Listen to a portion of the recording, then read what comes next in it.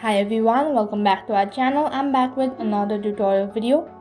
In this tutorial, I'm about to show you how you can fix WhatsApp backup stuck on Android. So I'll be showing you various methods, so all you have to do is make sure to watch the video till the end and follow the instruction correctly. So whenever you're trying to back up your WhatsApp chat to some other folder such as Google Drive or any other folder that you have selected which requires a stable internet connection, so one of the reasons why you're not able to back up your WhatsApp might be your internet connection.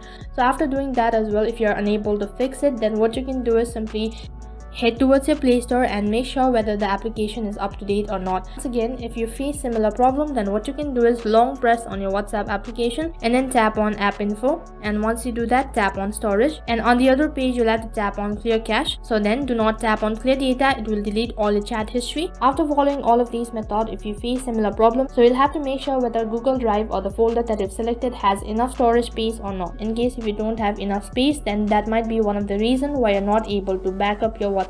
So those were the few methods on how you can fix WhatsApp backup stuff on Android. So that's it for this video. In case if the video was helpful, make sure to like, share, subscribe and also hit the bell icon so that you never miss an update. Thank you for watching.